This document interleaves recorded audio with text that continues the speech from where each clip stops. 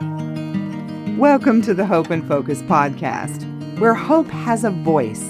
We highlight the journeys of those impacted by Leber congenital amaurosis and other inherited retinal diseases, and the work driving change. Thanks for being here. Welcome, everyone, to the Hope and Focus podcast. I'm your host, Ben Shaberman, with the Foundation Fighting Blindness, and I am also an advisor to Hope and Focus. And for this episode, we'll be talking all about raising and training puppies who are becoming guide dogs. And while we'll be talking briefly about what people should consider if they're interested in getting a guide dog, we know there are a lot of people that fit that. The episode is much more about puppy raising and training. And as we'll hear later, we definitely need more puppy raisers. So now I'd like to introduce my guests. And first, I'd like to welcome Jeanyne Gembarski with Guiding Eyes for the Blind. Jeanyne, it's great to have you on the podcast. Thank you for having me. I'm so excited to be here. Well, we are excited to have you. And a little background on Jeanyne. She is a region puppy instructor in the puppy raising program at Guiding Eyes. So she oversees 3 regions in Maryland, and she began volunteering with the organization in 2008 in Cleveland, Ohio, where she also ran her pet dog training business for 11 years and moved to Maryland when she joined the Guiding Eyes puppy program staff in 2018. In addition to raising puppies, she supports other raisers in her regions. So next, I'd like to introduce Dr. Annemarie Seifert, a puppy raiser, and she's also Dean of the University of Connecticut, Avery Point. Annemarie, welcome to the podcast. Hi, Ben. It's great to be here. Well, we're excited to have you join us. So thanks for being here. And as Dean of the University of Connecticut, Avery Point, Annemarie champions student success, faculty engagement, and community partnerships. And she's also a passionate volunteer with Guiding Eyes for the Blind, raising future guide dogs to empower people with vision loss.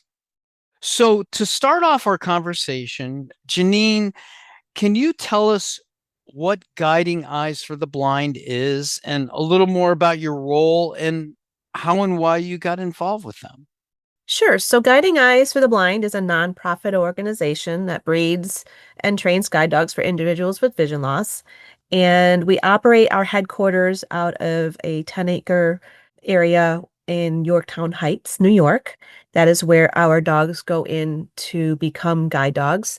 And we also have a canine development center in Paterson, New York, where the puppies are bred and whelped, and they spend their first 8 weeks of their lives, and they receive their first early socialization experiences there. Our puppy raising regions spread out from New York. We range anywhere from Maine to North Carolina. We have a few regions in Ohio, and we also have a small region in Colorado. As you mentioned, I became a puppy raiser in 2008. And the reason why I became a puppy raiser is because at the time I was a professional dog trainer. I was looking for something more to do, and I wanted to give back in some way. And so I stumbled upon puppy raising with Guiding Eyes, and found that was a great way for me to give back by using my skills as a dog trainer to train dogs for those in need. And so that's the main reason why I got involved. But it's become a lifetime habit. I get a puppy every time I turn one in. And my first dog, Kenny, even though I was a professional dog trainer, he was the worst behaved dog in the class. And it was embarrassing. And yes, I did cry when he would misbehave because I'm like, he's never like this when at home. And the funny thing is, as a puppy instructor, I hear that all the time from my raisers.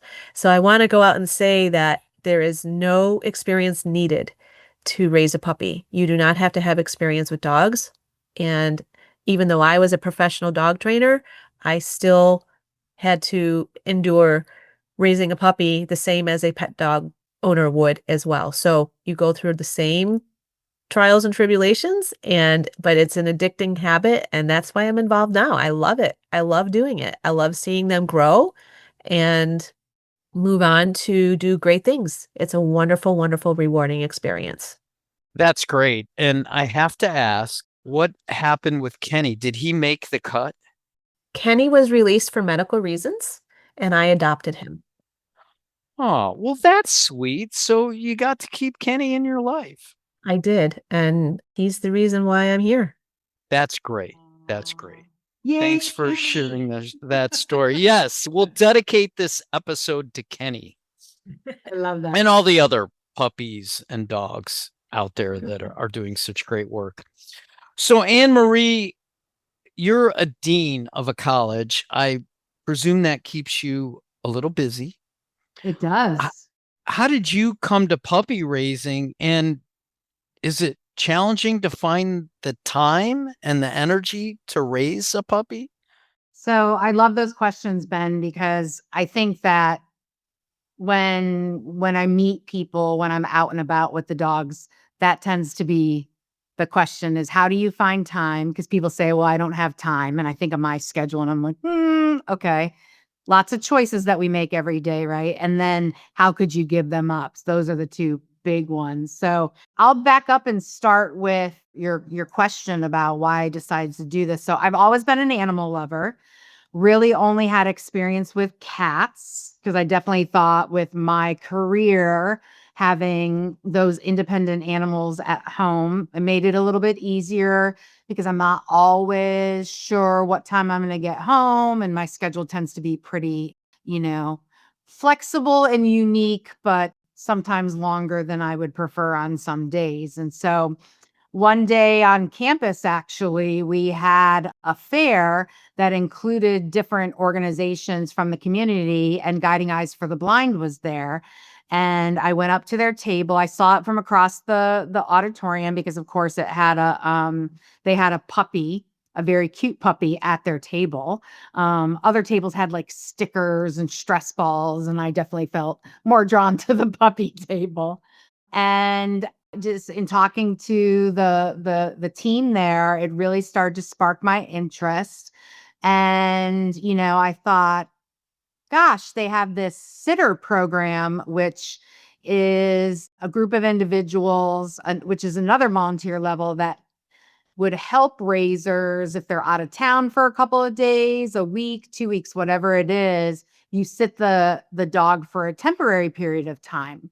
And so I sat a puppy for 4 days, and probably within the first 3 hours, I was like, I have to do this. And I have to do this with my own dog because I was shocked at the dog's intelligence, their calmness, their sweetness, their interest, and that's a theme that I've seen in my short time volunteering. So in regards to the time and incorporating, for me, it's actually worked to my benefit. Igloo, who I have with me right now, and I am at work, she is taking a nap underneath my desk. But you haven't heard her barking or doing crazy things running around in my office because she doesn't. She just turned 7 months, but she's doing great and has been this calm and definitely calmer than my last dog. So, but I had both dogs at the office, and working on a college campus, it's not only been great for students, but it's also been having a puppy on campus has been a wonderful addition for staff and faculty. I think everyone feels that these puppies are their emotional support animals and find moments to connect with them. But honestly, it's been a real surprise to me. And it's been a nice complement to my schedule and probably has helped me build boundaries in some areas that I should have done a lot of years ago. So I might just cut that part out and send it to my therapist just in case she doesn't hear the whole episode. Puppies are often, or dogs in general, are great therapy. A quick question. What kind of dog is Igloo? So Igloo is a yellow lab and she's a female. And the dog that I had prior was a black lab male. So I'm Okay. definitely like, how much are some of these behaviors because she's a girl? How much is because she's yellow? How much is because so it's probably not that deep, but it definitely is a curiosity to me. And I'll search social media sometimes to find out what other people have to say about all that. Certainly, certainly. Yeah. Each dog is their own animal, right? Literally. Literally. That's another pun. Literally. Anyway, so I'd like for our audience to understand the process that's involved in raising a puppy to become a guide dog. And it's really, as I understand, a partnership between the raiser, you, Annemarie, and the trainer, Jeanyne. And Jeanyne, let's start off just kind of giving a general overview of that process, which I think is about 2 years. What happens during that 2 year period? So the process starts when the puppies are born. We do have our own breeding colony. Some of our dogs are chosen specifically for breeding instead of becoming a guide dog. And when they're born, their socialization journey begins. And we start them in our early socialization programs. So this includes introducing them to different noises and when they're super little and they're still in the whelping kennel, they hang things from the ceiling so that they have things to look at and watch and explore in that way visually. They'll have them walk over certain types of underfootings and experience all different kinds of sensations so that they begin to experience those things at a very young age and become comfortable with them. And that's in the first 8 weeks of their life. That's what they do. We send them out to other volunteers in the area, which we called home socializers. So they'll send 2 or 3 puppies out to a home so they get some experience in a home before they go to a puppy raiser.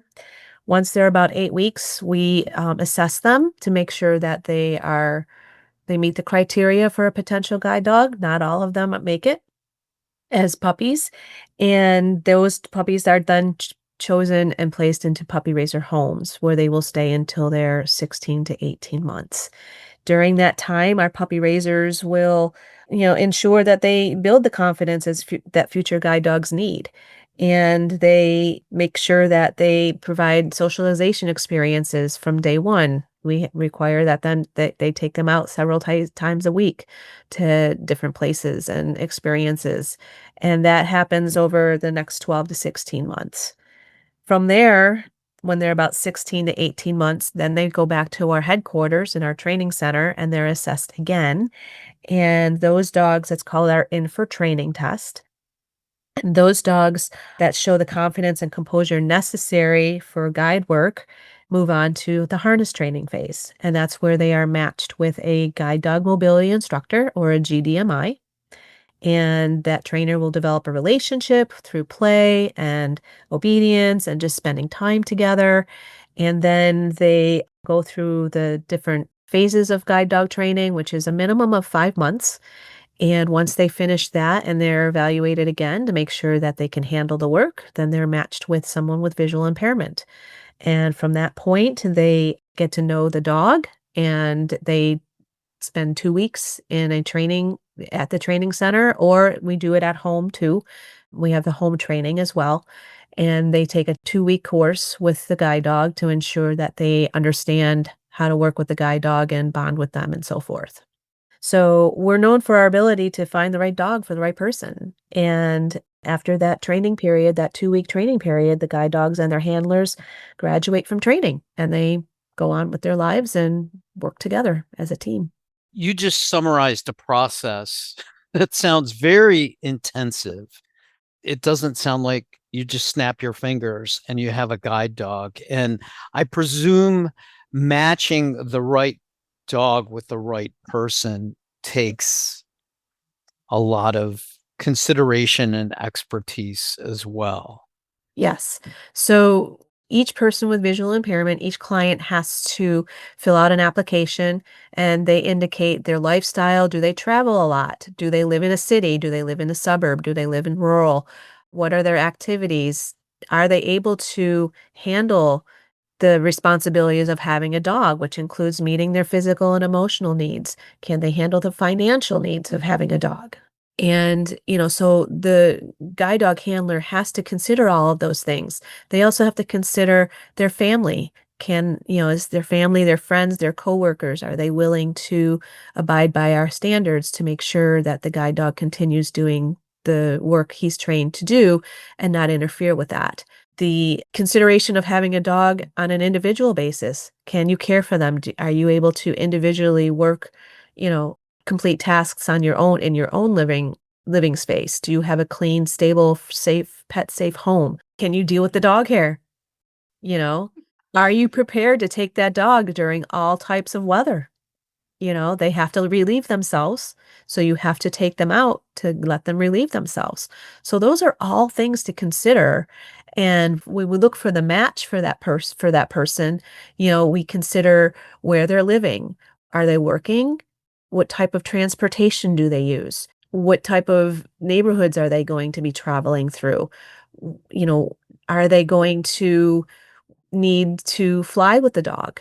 That kind of thing. So we want to make sure the dog's personality, energy level, and confidence level, based on the environment that they're most comfortable in, city versus suburb, matches the person that they're going to.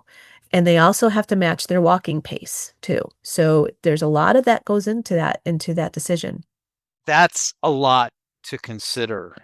Now, I will also say a dog that I raised named Buddy. And if you remember Buddy the elf, Buddy was very much like Buddy the elf. And I, I think he was my hardest puppy that I raised. He was also very large. He was 86 pounds and very strong, very large. And so when he went in for training, they considered his size as a way to train him to guide not only someone who's visually impaired, but also deaf, because they needed a large-sized dog to be able to use his body to keep moving in a straight line and not allow this person to veer off. And so Buddy was trained specially for someone who is blind and deaf. And so they consider that too. They consider the dog size as well. Interesting. Interesting. And I'm sorry, I don't know who Buddy the Elf is. Is that some kind of cartoon character? Am So I just too old? Elf, the movie Elf, it's a Christmas That's not movie. helping him. It's a Jeanyne. holiday. It's a holiday I, movie. you know, Holiday I movie. like Will Ferrell. Yes. I really do, but I haven't seen Elf. So, Well, now you're gonna have to watch it just to know what. okay, I think I will. I think I need to add it to my He list. was just a very fun. He wanted the world to know he was there. Very fun, very, very engaging to the point where it was excessive. And so, yeah, he reminded me of Buddy the Elf in the movie. Interesting. Interesting. So, Annemarie, I know you're only on your second puppy raising experience, Mm. but what's it like? Are there things about it that have surprised you or that maybe are challenging and difficult? Tell us about that. Yes to all the things. I mean, I think part of it is I'm definitely not as smart as I thought I was. Both of the dogs that Guiding Eyes have put in front of me are smarter than I am. I'll sometimes struggle with something. And then I remember Nolan, my prior dog, would always just look at me like, you can do it. It's okay. You got it. And Igloo's very similar. She has a level of patience that I'll tell you has spread to me. Like, I've always thought I was a patient person, but like, she's really helped me get to the next level. Like, if I feel something and then I look at her and she's like, come on, not a big deal. Let's keep it together. So I see that. So I do talk to her a lot, Ben. So I don't know if that'll be applicable to all of your listeners, but it's been the surprise of my life. I will say So one of the things I guess I wanted to just jump in to give people a little perspective is, so we get the dogs typically around 8 weeks. I got Nolan at 8 weeks, but I got Igloo arrived to me at 11 weeks, and that was mostly on my account. And so there tends to be a little bit of potty training, but I have been very touched by how quickly both of these dogs have potty trained. And I know a lot of that is the thoughtfulness and the intentionality that Guiding Eyes puts in to this process from beginning to end. I think you can feel that when you listen to Jeanyne talk about the process. I mean, it really is that way. Pros, I could sit here for, longer time than anybody wants to hang around, but I would say, it's cool to have this sweet, snuggable, lovable, furry friend that hangs out with me all the time. It's been really nice to see just what adding a puppy to the workplace can do. It's definitely mostly positive. I am a lot more consistent with my walking. I love walking. I love hiking. But there would be days when I wouldn't have a puppy that I'd be like, do I need to do that? But because I made the commitment to the dogs, that's something I do. So I think that's helped my personal wellness and goals, and it impacts my stress in a way that it is lowering it, not only just having her in my life, but in general. I think that the purity of them, the unconditional love, and that not only she provides to me, and we are very connected, but she's not stuck to me, like she can't go to anyone else. She's very social, so there's that aspect of it. One of the things is from 8 weeks up until about 4 months, we go to weekly classes with the puppies. And then once they get to about 4 months, it tends to be every other week because they've graduated to a larger dog class. So I've really enjoyed the opportunity to get together with other raisers. There's not only the advice, I remember when I first walked into class, there were some people that was their 20th dog, and to be able to listen to why they continue to this commitment. And, it's everyone has their own reasons. But I think there's these foundational pieces of wanting to help, wanting to contribute. I know for me, the independence that I think a guide dog can provide to someone was something that I was really drawn to, because I think my personal independence is probably one of my greatest privileges. I happen to have a friend whose daughter was overseas with her Guiding Eyes dog. And I started volunteering before I even knew that she had a dog from Guiding Eyes, which is kind of cool. But she was in France with this dog for a whole semester. And to see photos of that experience and to understand how the two of them are moving through the world is amazing. You also asked for cons, huh? Of course. Challenges. Challenges. Okay. Challenges. Challenges. I like that better. Challenges. I mean, definitely when I had to say goodbye to Nolan, that was really hard. But seeing that he ended up where he needed to, and, a lot of the advice that I got from people was there's a really easy way to fill that puppy hold heart. And so I think there's a reason why Jeanyne gives up one puppy and then gets another. She's shaking her head, gets another one right away. And I can very much see myself in that pattern, because, I think it's something to focus on, to pour into. Yeah, some of the challenges, I think definitely Nolan, my first pup, gave more challenges from like a household manners sense than my current. But Ben, it's hard to know, right? Like, Nolan was my first puppy. What are some of the things that I do differently now that I've learned?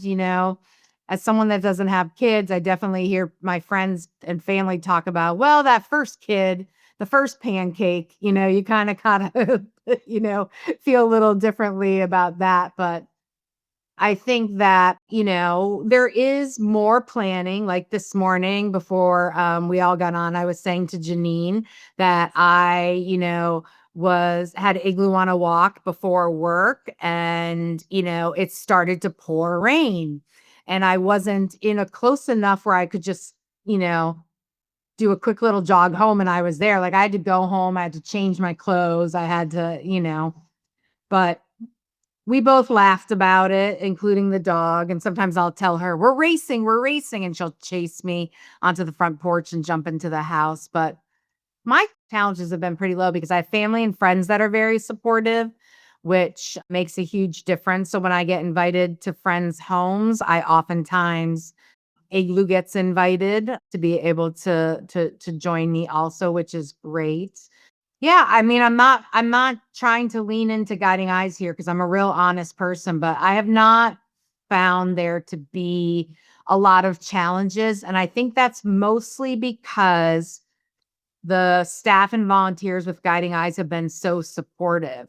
So here I am coming in, no dog experience.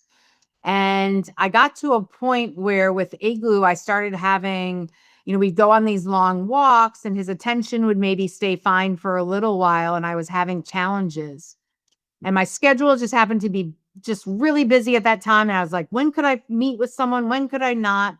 And I had someone come to my office, and right out in the parking lot, we did a 45-minute training, and I never had a challenge walking a dog again.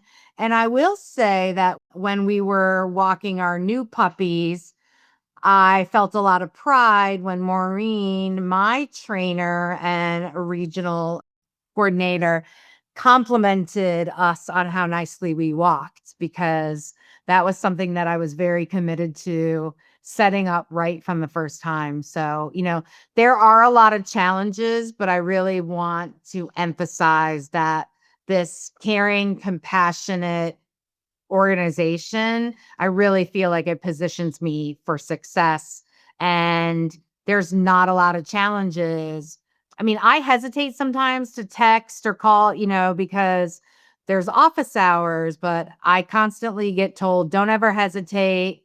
When I first had the puppy, Maureen says to me, call me at 3 a.m. Like, don't freak out. Don't worry, like I'm always here. And I never had to call her at 3 a.m. But I'll be honest, Ben, knowing that I could, I think brought some bit of either calmness or false sense of confidence in that situation, which worked out really well for me. That's great that you feel you have this almost endless support that's available when you need it. Absolutely. One thing that you said that I was sort of surprised about is that you hadn't had a dog before? No. So when I was really young, my mom had a poodle, but there wasn't a big, like, as I think about like my maturation cycle and if I felt like I really grew up with an animal in that sense. But, I'm a woman in my 50s. I've only had, cats as an adult, and they lived 17 years, and I got them at 4 weeks. And so, no, and a poodle is definitely a little different of an animal than a Labrador. I'm not that kind of doctor, so I don't know for sure, but I do believe that's the way I've experienced it. I'm not rolling around. I never rolled around on the ground and had, snuggle nap time with my mom's poodle. No offense, Right. but that wasn't that Right. wasn't the thing. And the affection level, the interaction is completely different. Friends and coworkers always talk about how the dogs look at me. And they just can't get over how the dogs, because everyone feels like that they're number one with the dog. That's one of the things about these dogs. But after I started paying attention, there is a loving look that we get, I think, as raisers that maybe is reserved just for us. That's great. And just one last comment about that. I am guessing that having cats did nothing to inform your work with the dogs. No, I mean, my cats had big personalities. They weren't the kind that were like, they never got the memo that when people came over, you ran and hid somewhere. They were very social and they'd wait for me at the door when I came home. But yeah, you're probably right. It's different, Ben. Okay. And I am not trying to diss cats. I know a lot of people who love cats. I love cats. I've written about my love of cats, but very different world.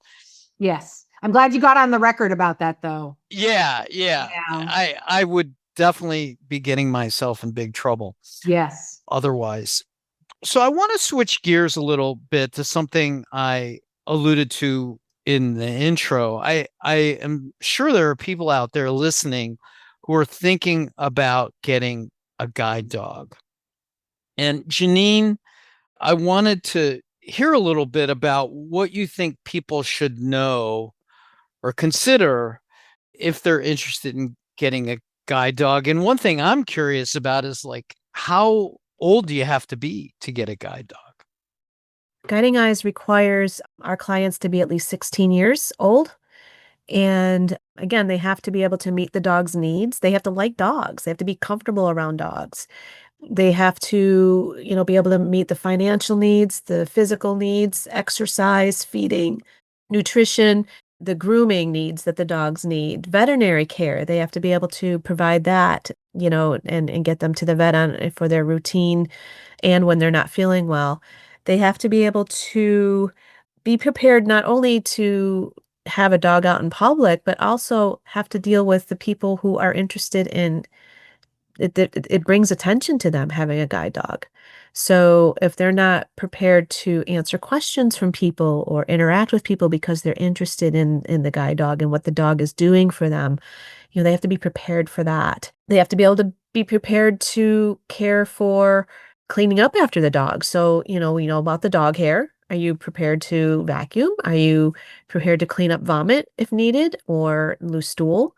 You have to be prepared for that. But it mostly is just, they have to consider you're caring for the dog in addition to them caring for you, providing independence for you. So you have to be able to meet those needs.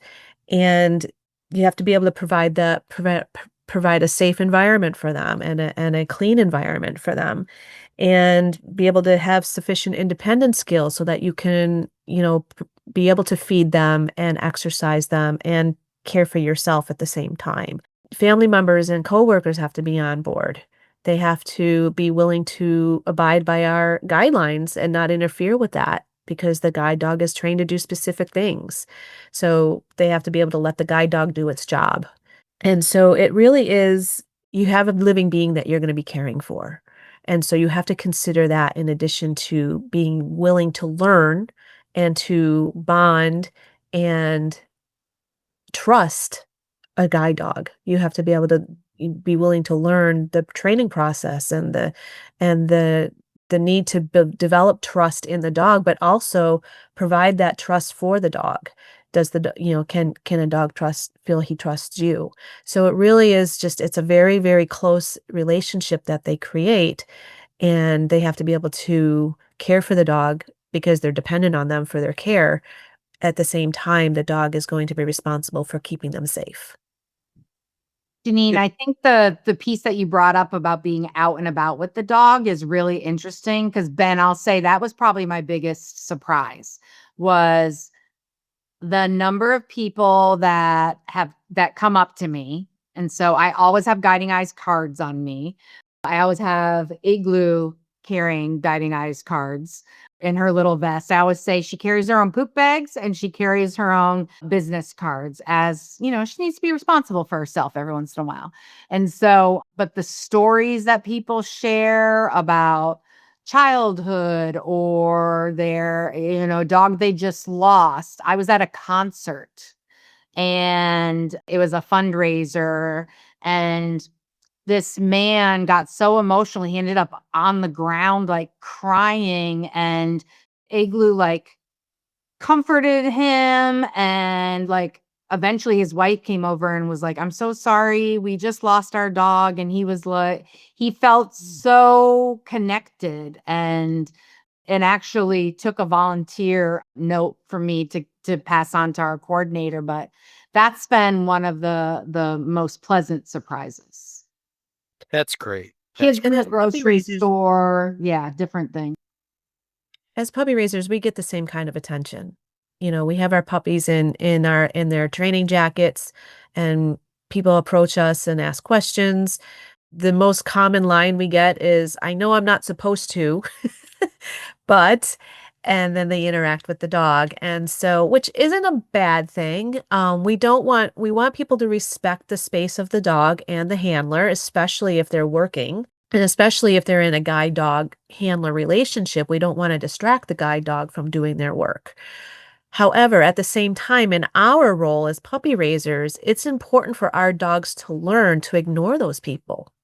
So it's a training opportunity as well. So, I always evaluate whether or not my dog is in the right emotional state to say hi to somebody, but if he is, I will give him that opportunity to interact with that person with my permission.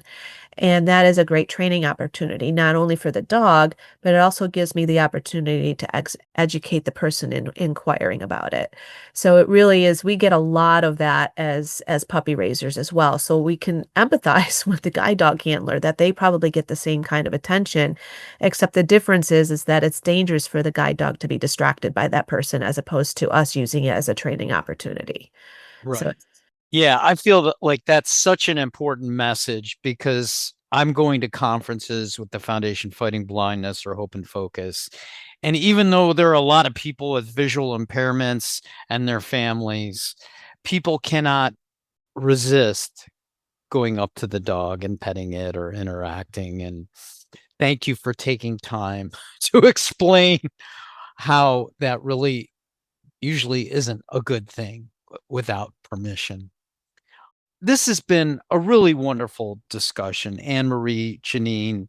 I want to conclude here, or at least come close to concluding, with Jeanyne telling our listeners out there who might be interested in being puppy raisers how to become one. Because I know from conversations with you, you need puppy raisers.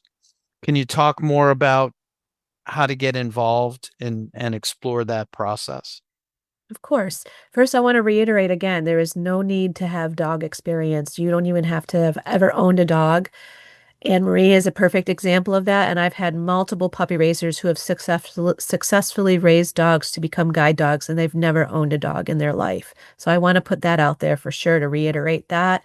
But if you are interested in finding more out about volunteering for Guiding Eyes, there's multiple roles other than puppy raiser, full-time puppy raiser. We have the puppy sitter role, we have the full-time puppy raiser role, we have puppy starters where they start the puppy for the first couple of months. And then we also have those who can't get a young puppy but would still like to raise, and so they need a puppy started for them, and then they finish the dog when they're older. So they do it from, like the 4 or 6 month age through the 18-month age. And so we have multiple roles for that. And so if you're interested, if you go to guidingeyes.org, our website, and on the top of the page it says volunteer, click on that, and then there's a drop-down menu, click on puppy raising, and that will take you to all the information you need to know about volunteering as a puppy raiser or a puppy sitter. You'll see where our regions are located, who to contact for that specific region, the description of the different volunteer roles, our frequently asked questions, and also an opportunity to sign up for our free virtual info session, which happens twice a month on Sunday and Wednesday evenings. And in that it's about an hour long. You'll be able to get a presentation on what it is like to be a puppy raiser and the responsibilities that come with puppy raising, and then have an opportunity to ask questions. Once you're done with that, then you can, if you're still interested, you can proceed by submitting a volunteer application, and we will get you started with our pre-placement process. That sounds great. So that's guidingeyes.org. That's it, Guiding Eyes. Yes. And obviously, people can Google it as well. And so thanks for telling us about that.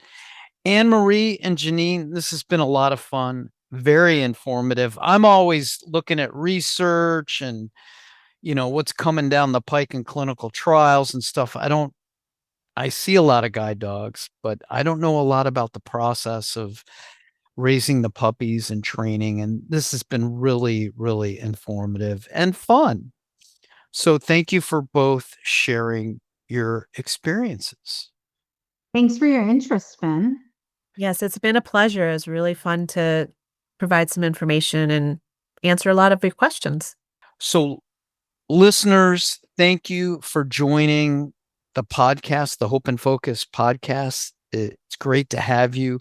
We appreciate your support of our mission. If you want to learn more about Hope and Focus at hopeandfocus.org, please give a visit. And we look forward to having you back for the next episode. Whether you live with vision loss or love someone who does, this space is for you.